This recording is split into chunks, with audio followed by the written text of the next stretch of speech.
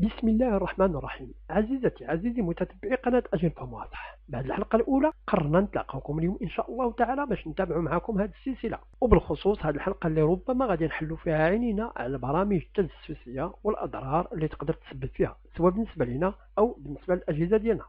في هذه المراحل أو الفيديوهات الأولى من هذه السلسلة غادي نتدرجوا مع بعضياتنا شوية بشوية حتى نتمكنوا من مواجهة الأخطار، أو على الأقل بعض الأخطار اللي تقدر تواجهنا في عالم الإنترنت وإحنا ما داريينش كاع بها.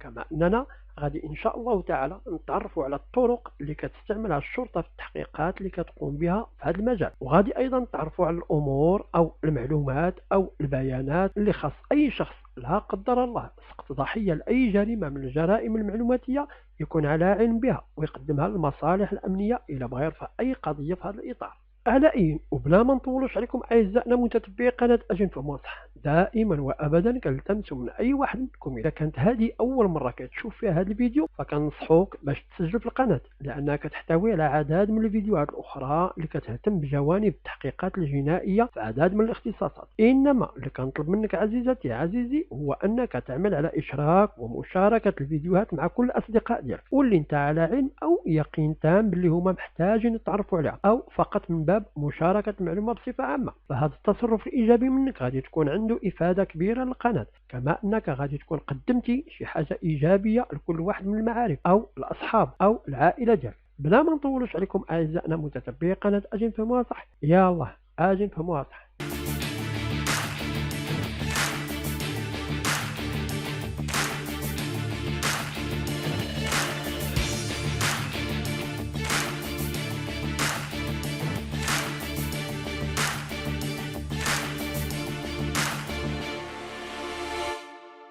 أشنو هي برامج التجسس؟ تعريف برامج التجسس: كيتم تعريف برامج التجسس بشكل موسع على أنها برامج اللي هي ضارة ومصممة باش تدخل الجهاز الكمبيوتر ديالك وباش تجمع البيانات عليك وترسلها لجهة خارجية بلا موافقة منك. كما أنه يمكن تكون عندنا برامج اللي هي شرعية، وهذه البرامج كتراقب البيانات ديالك لأغراض تجارية بحال الإعلانات، ومع ذلك كيتم استخدام برامج التجسس ضارة بشكل صريح للاستفادة من البيانات المسروقة، سواء كانت أنشطة مراقبة برامج التجسس مشروعة أو مبنية على الاحتيال، فهي كتعرض البيانات الخاصة بك للانتهاكات واستخدامها بشكل غير شرعي. هذه البرامج التجسسية كتأثر على أداء الشبكة والجهاز، الشيء اللي كيؤدي لإبطاء الأنشطة اليومية ديال المستخدمين. وإلا تعرفنا على طريقة عمل برامج التجسس غادي يمكن لنا نتجنبوا كاع المشاكل اللي غادي نقدروا نتعرضوا لها خلال العمل ديالنا. في هذه الحلقة إن شاء الله تعالى غادي نساعدوك في الإجابة على السؤال: أشنو هي برامج التجسس وأش كدير؟ أش كدير برامج التجسس؟ قبل ما نتعمقوا أكثر غادي نحتاجوا لفهم أش كدير برامج التجسس على جهاز الكمبيوتر الخاص بك. جميع برامج التجسس كتسلل بياناتك وجميع الأنشطة اللي كيقوم بها الكمبيوتر، ومع ذلك فالعديد من الخدمات وتطبيقات الكمبيوتر الموثوقة كتستخدم أدوات تتبع كتشبه برامج التجسس. بهذا المعنى كيبقى تعريف برامج التجسس كيعني في الغالب التطبيقات الضارة في الوقت الحاضر. برامج التجسس الضارة هي واحد النوع من البرامج الضارة كيتم تثبيتها بالخصوص بدون أي موافقة سابقة منك. هذه البرامج التجسسية غادي تقوم على مراحل بتنفيذ الإجراءات أو الخطوات التالية على الجهاز الخاص بك. أولا، تسلل على طريق حزمة تثبيت ديال أي تطبيق باك دانستالاسيون أو موقع ويب ضار أو ملف مرفق. ثانيا، مراقبة البيانات والتقاطها على طريق الضغط على مفاتيح اللوحة ولقطات الشاشة وأكواد التتبع الأخرى. ثالثا، إرسال البيانات المسروقة لمؤلف البرنامج ديال التجسس باش يستخدمها مباشرة أو يبيعها لأطراف أخرى. باختصار كتقوم برامج التجسس بنقل المعلومات الشخصية والسرية ديالك للمهاجم. يقدر يتم الإبلاغ عن المعلومات اللي يتم جمعها حول إعادة تصفحك للإنترنت أو عملية الشراء اللي كتقوم بها. كما أن رمز أو كود برنامج التجسس يمكن يتم تعديله باش يسجل بعض الأنشطة المحددة اللي كتقوم بها على الجهاز الخاص بك. البيانات اللي كيتم اختراقها على طريق برامج التجسس غالبا ما كتضمن معلومات سرية بحال بيانات اعتماد تسجيل الدخول، يعني كلمات المرور وأسماء المستخدمين، identifiant de connexion، mot de passe et nom d'utilisateur. أرقام التعريف الشخصية للحساب. PIN de compte. Numéro d'identification personnelle du compte. أرقام بطاقة الائتمان. Numéro de carte de crédit. ضربات لوحة المفاتيح المراقبة. Coup de clavier surveillé. عادات تصفح متعقبة. Habitude de navigation suivie. عناوين البريد الإلكتروني اللي تم الجمع ديالها. Adresse email récoltée. كما أن الطرق أو الأساليب اللي من خلالها كتوصل برامج تجسس الجهاز الكمبيوتر والأجهزة المحمولة كتبقى مختلفة. كيفاش كتصيب برامج تجسس الأجهزة ديالك؟ باش برامج تجسس ضارة تثبت نفسها ويتم تشغيلها بلا ما يلاحظها حتى واحد كتحتاج باش تخبى. لهذا في العادة كيتم إخفاء طرق العدوى وسط التنزيلات تيليشارجمون أو مواقع الويب اللي كتبان للمستخدم عادية. تقدر تكون هذه البرامج الضارة موجودة في البرامج والمواقع الإلكترونية أو مخبية فيها على طريق عمليات استغلال الثغرات الأمنية أو في تطبيقات ومواقع احتيالية كتكون مصممة خصيصا لهذه الأغراض. حزم البرامج أو حزم البرامج المجمعة أو المركبة كتكون طريقة أو وسائل معروفة لتسليم برامج التجسس. في هذه الحالة كيقوم البرنامج أو كيلصق نفسه ببعض البرامج الأخرى اللي كنقوموا كمستخدمين عاديين بتنزيلها وتثبيتها بالإرادة ديالنا على الأجهزة الخاصة بنا. برامج التجسس المجمعة أو المركبة كيتم تثبيتها بشكل سري وبدون أي إنذار أو إشعار مسبق. أوقات أخرى البرنامج اللي بغيتي تنصبو على الجهاز ديالك غادي يقترح برنامج تجسسي في اتفاقية الترخيص وبلا ما يوضح لكش هذا البرنامج أو المهام ديالو، وهذا الشيء من خلال إجبارك على الموافقة على شروط حزمة البرامج الكاملة باش تثبت البرنامج المطلوب. فهنا انت غادي تسبب في إصابة نفسك بشكل إرادي وبدون قصد. كما أن برامج التجسس يمكن لها توصل للجهاز ديالك من خلال أي طريقة أو وسيلة اللي كتعتمدها باقي البرامج التجسسية الأخرى. مثلا ملي كتزور موقع إلكتروني تم الاختراق ديالو أو ملي كيفتح المستخدم الملف المرفق بالرسالة اللي وصلته على طريق البريد الإلكتروني. هنا خاصنا نلاحظوا باللي برامج التجسس كتختلف على الفيروسات، مع العلم أن برامج التجسس والفيروسات هما جوج الأنواع من البرامج الضارة اللي كتخبى داخل الجهاز ديالك. فالفيروسات مصممة باش تناسخ ويتم التضمين ديالها في الملفات الأخرى اللي كتواجد في الجهاز ديالك. أما برامج التجسس فما كتكونش عندها خاصية التناسخ، يعني ما كتنسخش نفسها بشكل متكرر. لذلك مصطلح بحال فيروس تجسس ماشي مصطلح اللي هو مضبوط. أنواع برامج التجسس. كيتم تصنيف برامج التجسس بشكل عام لأربعة ديال الأنواع اللي هي رئيسية. أولا برامج أحصنة الطروادة التجسسية واللي شفناها في الحلقة اللي فاتت، فإذا مازال ما شفتيها ما عليك إلا الضغط على الرابط اللي غادي يظهر لك على الشاشة وتطلع عليها بشكل مفصل. هذه البرامج كتدخل الأجهزة على طريق برنامج طروادة الدار واللي كيوفروا برنامج التجسس. ثانيا برامج الإعلانات اللي كتسلل للجهاز ديالك، كتقوم بالمراقبة ديالك باش تبيع البيانات الخاصة بك أو باش تعرض إعلانات مخادعة. ثالثا يمكن تثبيت أو زرع ملفات تعريف الارتباط لي كوكيز اللي كتقوم بتتبع كل خطوة قمتي بها في عالم الانترنت. رابعا أجهزة مراقبة النظام، كتقوم بمراقبة أي نشاط لك على جهاز الكمبيوتر وكتلتقط البيانات الحساسة بحال الضغط على لوحة المفاتيح أو المواقع اللي قمتي بزيارتها أو رسائل البريد الإلكتروني اللي تلقيتها وما إلى غير ذلك. كيلوغرز أو لونغوجيسترور دو فراب هي من ضمن هذه المجموعة. كل نوع من هذه الأنواع اللي ذكرنا كيجمع بيانات لفائدة المبرمج أو لفائدة جهة خارجية باش يتم استخدامها كلها لصالح المهاجم، وهذا يمكن نحسبه أقل أنواع الأضرار اللي تقدر تسبب لك فيها البرامج التجسسية. شاشة النظام والبرامج الإعلانية أخطر منها بكثير، حيث يمكن لها جمع البيانات وتقدر تقوم أيضا بإجراء تعديلات أو تغييرات على النظام ديالك، الشيء اللي غادي يعرضك لتهديدات أخرى. باش نوضحوا سبب الضرر اللي كتخلفوا برامج التجسس كيتوجب عندنا نتخلصوا من المشكلات الواضحة اللي نقدروا نواجهوها إذا تعرضنا لبرامج التجسس. أمثلة على المشكلات اللي كتسببها برامج التجسس: يمكن تكون برامج التجسس خطيرة للغاية إلا تصاب بها الجهاز ديالك. تقدر تفوت التهديدات اللي غادي تقدر تلقى لها من مضايقات خفيفة لأضرار مالية واللي تقدر تدوم المدة ديالها لأجل كبير. من بين هذه المشاكل نقدروا نحددوا ديك اللي هي معروفه بزاف: سرقه البيانات والتزوير في الهويه، فول دي دوني اي فرود ديدونتيتي. اولا وربما هذا هو الاهم، كيمكن لبرامج التجسس تسرق المعلومات الشخصيه اللي يمكن تستخدم لسرقه الهويه الخاصه بك. اذا كان بامكان البرامج الضاره الوصول لكل معلومه موجوده على الجهاز الكمبيوتر الخاص بك، فغادي يمكن لها تجمع اكثر من معلومه كافيه باش تقلد او تزور الهويه ديالك. المعلومات اللي كيتم استخدامها لهذا الغرض كتضمن محفوظات الابحار في عالم الانترنت، وحسابات البريد الالكتروني، وكلمات المرور اللي تم الحفظ ديالها للخدمات المصرفيه والتسوق والشبكات الاجتماعيه على طريق الانترنت. ايضا إذا قمت بزيارة مواقع الخدمات المصرفية على طريق الإنترنت، فيمكن البرامج تجسس سرق معلومات الحساب المصرفي الخاص بك أو حسابات بطاقة الائتمان ديالك والبيع ديالها لجهات خارجية أو استخدامها مباشرة.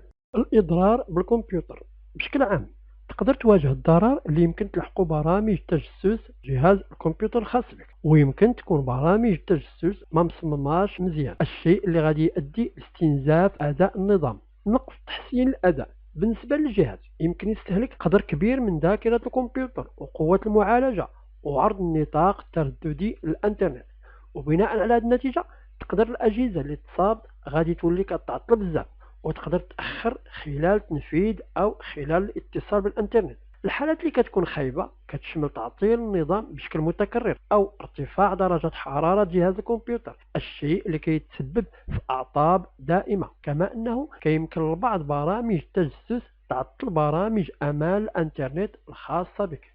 اضطرابات في تجربة التصفح الخاصة بك، يمكن لبرامج التجسس أيضا التلاعب بنتائج محرك البحث وتقديم مواقع ويب غير مرغوب فيها المتصفح ديالك، الشيء اللي يقدر يؤدي بك لمواقع ويب تقدر تكون ضارة أو مواقع احتيالية.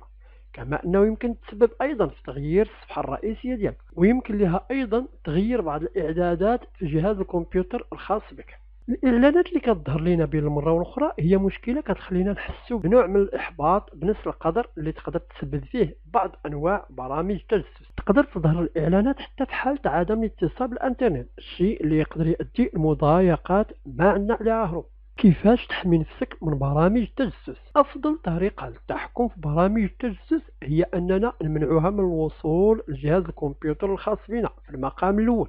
ومع ذلك فتجنب تنزيلات البرامج ومرفقات البريد الإلكتروني ما كتكونش دائما هي الخيار الوحيد. في بعض الأحيان كيمكن يتم اختراق موقع ويب موثوق به، وملي كتزورو كيتصل جهاز الكمبيوتر الخاص بك. بصفتك خط الدفاع الأول كيتعين عليك تقلب على حلول أمان الإنترنت مع إمكانات موثوقة لمكافحة الفيروسات وبرامج متخصصة في مكافحة البرامج الضارة. كيتعين عليك تأكد بلي هذه الأدوات أيضا كتوفر حماية استباقية. أيضا إذا كان جهاز الكمبيوتر الخاص بك تصاب بالفعل، فالعديد من الأشخاص أو الشركات اللي كتوفر الأمان كيقدموا أدوات مساعدة باش يقضيو على برامج التجسس وكتساعد في تحديد برامج التجسس والإزالة ديالها. تأكد من استخدام موفر أمان إنترنت موثوق في الوقت اللي غادي تختار أداة إزالة برامج التجسس. يمكن تكون بعض الأدوات المساعدة احتيالية وتقدر تكون في حد ذاتها برامج تجسس، كتوفر بزاف الحلول لمكافحة الفيروسات المجانية. رغم أن تجربة مكافحة الفيروسات المجانية كتكون طريقة ممتازة باش تعرف المنتج الأفضل بالنسبة لك، فما خاصكش تعتمد على حل اللي كيعطيك وعود بتوفير حماية ما محدوداش وبدون تكلفة. غالبا ما كتفتقر هذه البرامج لميزات أو خاصيات معينة عندها قيمة لتجنب برامج التجسس. بعض الأدوات بحال لوحة المفاتيح الافتراضية المشفرة لإدخال المعلومات المالية، أو عامل تصفية قوي فلتر أنتي سبام لمكافحة البريد العشوائي، ونظام الكشف المستند إلى السحابة كتساعد على التخلص من المخاطر. على عكس هذه البرامج يمكن لك تتبع بعض النصائح أو الخطوات العامة الأخرى على جميع الأجهزة. أولا، كون على بال عند الموافقة ديالك على ملفات تعريف الارتباط. مع سيطرة الامتثال القانون العام لحماية البيانات على الويب، كل موقع تقريبا أصبح كيطلب الإذن ديالك لإنشاء ملفات تعريف الارتباط كوكيز. ما خاصكش تقبل هذا النوع من الملفات من المواقع الموثوقة إلا إذا كنت واثق منها. ثانيا، قم بتثبيت ملحق متصفح مضاد للتتبع. كتواجد حاليا ادوات اللي كتبعدك على اي تتبع لك على الانترنت اللي كيحصل في الواقع بلا ما نحسوش به. فالتتبع كيبقى امر غير مرغوب فيه كيف ما كانت الغايه منه. لهذا كتساعدك هذه الادوات في ضمان نوع من خصوصيه البيانات ديالك على الانترنت. ثالثا، حافظ على تحديث جميع البرامج بأحدث وسائل الأمان، لأن البرامج الضارة يمكن تثبيتها على النظام ديالك من خلال أنظمة التشغيل ونقاط ضعف التطبيقات اللي في الجهاز ديالك. في العادة كتضمن تحديثات لا ميزاجور صحيح الأمان باش تصلح نقاط الضعف الطبيعية اللي كتكون فيها. لهذا كيتعين عليك دائما القيام بالتحديث في أسرع وقت ممكن. رابعا، خاصنا نتذكروا بلي البرامج المجانية دائما كتكون عندها تكلفة. في بعض الأحيان الإصدار المجاني كيكون تجريبي لمدة محددة، لكن هذا كيعني أيضا بلي المبرمج غادي يستافد من البيانات ديالك، كما أنه كيتوجب عليك دائما تقرأ شروط استخدام ترخيص البرنامج وما توافق إلا إذا فهمتي هذه الشروط. والأغلبية فينا كيبان لها زر موافق وكنتسابقوا نضغطوا عليه، لأن الهدف ديالنا هو الحصول فقط على البرنامج والاستفادة من المزايا اللي كيعرضها علينا. كيفية حماية الهاتف ديالك من برامج التجسس. أولا، الابتعاد على متاجر التطبيقات غير رسمية. كتحمل متاجر تطبيقات الجهات الخارجية واللي هي منتشرة على الانترنت عدد من تطبيقات برامج التجسس الضارة، لهذا تجنب التنزيل من هذه المتاجر باش تقلل خطر الإصابة. ثانيا، قم فقط بتنزيل التطبيقات اللي موثوق بها من ناشري التطبيقات اللي هم رسميين. بعض برامج التجسس كتبين نفسها على أنها خدمات مصاحبة لتطبيقات معروفة أخرى بحال فيسبوك والجيميل، لهذا خاصك تقرأ دائما اسم الناشر وتحقق واش هو رسمي أو مجرد طرف ثالث، يعني واش هو المصنع ديال البرنامج اللي باغي تنزله أو وسيط. ثالثا، كن متحفظ بخصوص منح الأذونات أو الرخص للتطبيقات اللي بغيتي تنزلها في الجهاز ديالك. بعض التطبيقات ما عندهاش أي حاجة باستخدام الكاميرا ديالك أو الميكروفون أو بيانات الموقع الجغرافي ديالك، إذا خاصك تحدد واش هذه التطبيقات كتحتاج بالفعل هذه الأذونات أو الرخص باش تعطيك تجربة مثالية للمستخدم. رابعا، ما تتبعش يعني ما تضغطش على الروابط في الرسائل النصية.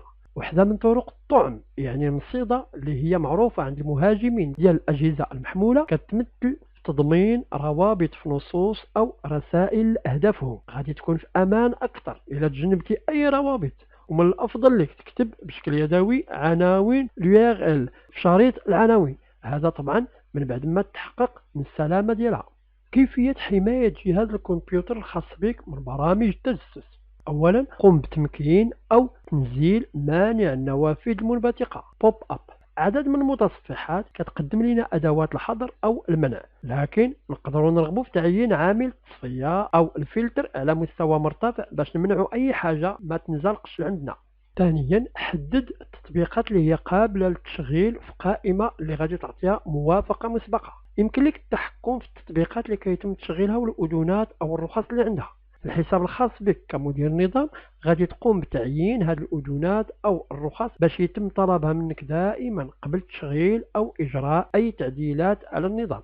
ثالثا، تجنب الضغط على روابط البريد الإلكتروني أو تفتح المرفقات ما أمكن لك. كطريقة أخرى معروفة لتسليم البرامج الضارة، كيمكن للروابط والمرفقات تحمل جميع أنواع الحمولات الضارة، حتى الملفات اللي كتجينا من المراسلين ديالنا الموثوق بهم يمكن لها تكون ضارة إذا تم اختراق الحسابات ديالهم على طريق التصيد الاحتيالي العبسوناج أو الفيشين. ما حدك كتستخدم جهاز عنده اتصال بالانترنت، فالبرامج الضارة بحال برامج التجسس والفيروسات اللي عندها علاقة غادي تكون دائما في خطر. لهذا كيتوجب باش تعطي الحماية الأموال ديالك والهوية ديالك أولوية قصوى، وهذا الشيء ما يمكنش نقوم به ببساطة من خلال فهم المشكلة فقط، وإنما كيتعين عندنا نحصلوا على بعض الحماية من الانترنت واللي غادي تساعدنا على حماية الأجهزة ديالنا من هجمات برامج التجسس المحتملة. بالوصول ديالنا لهذا الجزء من الفيديو عزيزاتي أعزائي متتبعي قناة أجينفو المصح، غادي نكونوا تعرفنا بشكل سطحي على بعض البرامج التجسسية والأنواع ديالها والأعمال اللي تقدر تقوم بها بداخل الأجهزة ديالنا أو في الأنظمة المعلوماتية اللي كنعملوا بها،